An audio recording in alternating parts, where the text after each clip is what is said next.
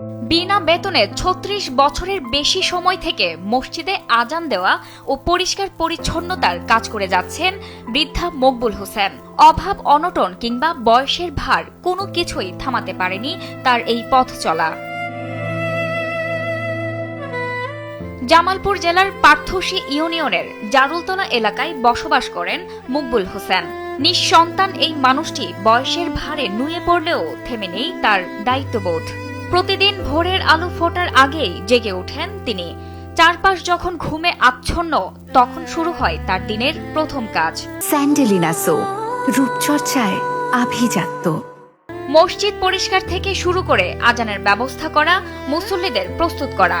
নেই কোনো বেতন, নেই কোনো দাবি, শুধু আছে দায়িত্ববোধ আর ভালোবাসা।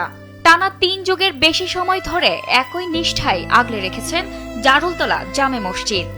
উনি দীর্ঘদিন ধরে প্রায় ৪০ থেকে ৪৫ বছর পর্যন্ত যাবৎ পর্যন্ত এই মসজিদের খাদেম হিসেবে অত্যন্ত খেদমতের সাথে জীবন কাটিয়েছেন,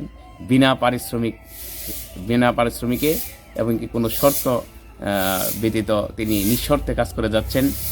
তিনি হচ্ছেন একজন ন্যায় নিষ্ঠাবান এবং নিঃসন্তান, তার কোনো সন্তানাদি নেই।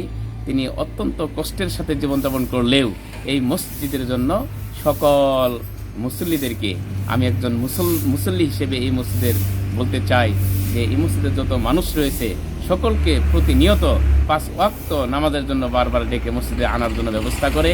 আর তিনি শুধু এই আল্লাহর ইবাদতেই নিমগ্ন।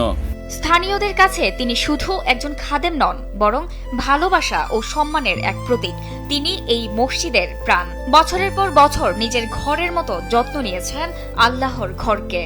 সে আল্লাহ ভক্ত একটা লোক, আল্লাহ ছাড়া কিছু বুঝে না, কিন্তু যদিও আল্লাহ ভক্ত কিন্তু তার কোনো সাহায্য সহযোগিতা করার মতন তার কোনো কেউ নাই।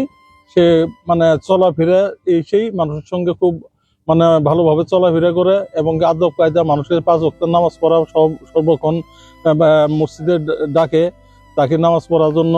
আল্লাহর ঘরের সেবা করতে পারাই তার শান্তি। সবাই নিয়মিত মসজিদে এসে নামাজ আদায় করবে এই আশায় ব্যক্ত করেন মকবুল হোসেন।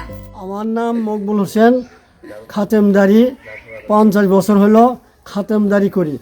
আমি আহ্বান করি মসজিদে সবাই মিলি নামাজ পড়ি, জালালতলা জামে মসজিদে।